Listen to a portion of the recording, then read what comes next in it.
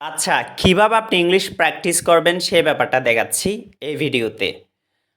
আমার আছে I have, তোমার আছে you have, আমাদের আছে we have, তাদের আছে they have।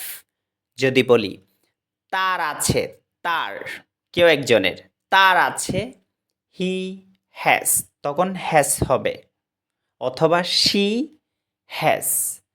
রহিমের আছে রহিম হ্যাস, নিশাতের আছে নিশাত হ্যাস।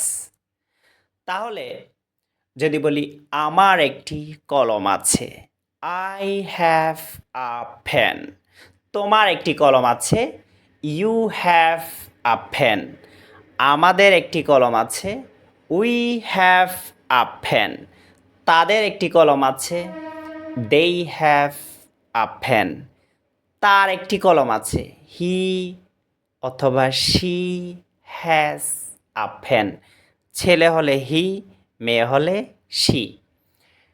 রহিমের একটি কলম আছে, রহিম হ্যাজ আ পেন, নিশাতের একটি কলম আছে, নিশাত হ্যাজ আ পেন।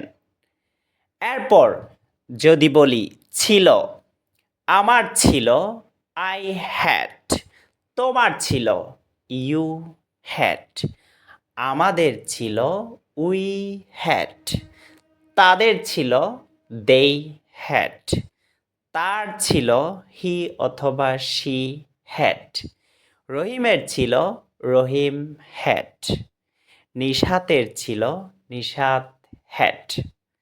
যদি বলি আমার একটি কলম ছিল, I had a pen, তোমার একটি কলম ছিল, ইউ হ্যাড আ পেন, আমাদের একটি কলম ছিল, উই হ্যাড আ পেন, তাদের একটি কলম ছিল, they had a pen, তার একটি কলম ছিল, হি অথবা she had a pen, রহিমের একটি কলম ছিল, রহিম হ্যাড আ পেন, নিশাতের একটি কলম ছিল, নিশাত হ্যাড আ পেন।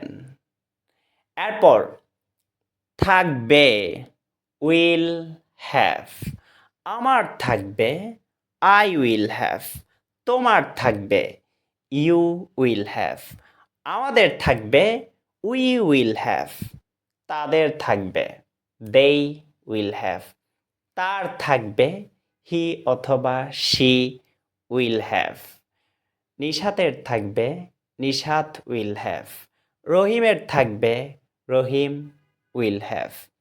যদি বলি আমার একটি কলম থাকবে, I will have a pen, তোমার একটি কলম থাকবে, you will have a pen, আমাদের একটি কলম থাকবে, we will have a pen, তাদের একটি কলম থাকবে, they will have a pen, তার একটি কলম থাকবে, হি অথবা she will have a pen, রহিমের একটি কলম থাকবে, Rahim will have a pen, নিশাতের একটি কলম থাকবে, Nishat will have a pen. কাজ শেষ। এভাবে আপনি খুব সহজে ইংলিশটা প্র্যাকটিস করতে পারবেন। আপনি ফ্যান না বলে বলতে পারেন পেন্সিল, কার, ব্যাগ, বুক, যেটা মন চায় যেটা মন চায় সেটা বলতে পারেন। এভাবে আপনি প্র্যাকটিস করতে পারেন। আমি জাস্ট দেখালাম কিভাবে ইংলিশটা প্র্যাকটিস করবেন। এভাবে ধরে ধরে প্র্যাকটিস করতে হবে, তাহলে ইনশাল্লাহ আপনি ইংলিশটা আস্তে আস্তে বলতে পারবেন। জাস্ট প্র্যাকটিস করবেন, আর বেশি বেশি করে প্রত্যেক দিন প্র্যাকটিস করতে হবে, আর বেশি বেশি জিনিসগুলো লিখবেন, লেখার চেষ্টা করবেন। আপনারা অনেকে লিখেন না, বা একবার ভিডিও দেখলেন এরপর শেষ, এরকম করলে হবে না। পড়তে হবে, প্র্যাকটিস করতে হবে, লিখতে হবে, তাহলে বিষয়টা আপনার মনে থাকবে। সেই জন্য লেখারও চেষ্টা করবেন। আর এ হচ্ছে কথা। আপনার যদি ব্যাপারটা ক্লিয়ার হয়ে থাকে, কমেন্টস সেকশনে অবশ্যই একটা ডান লিখে ফেলবেন, তাহলে আমরা বুঝবো যে আসলে আপনি ব্যাপারটা বুঝেছেন। কেমন? সো অবশ্যই ভিডিওটা শেয়ার করে দিবেন, যাতে আপনার মাধ্যমে অন্যরা উপকৃত হয়। দেখা হচ্ছে নেক্সট কোনো ভিডিওতে। ভালো থাকবেন, সুস্থ থাকবেন। আসসালামু আলাইকুম।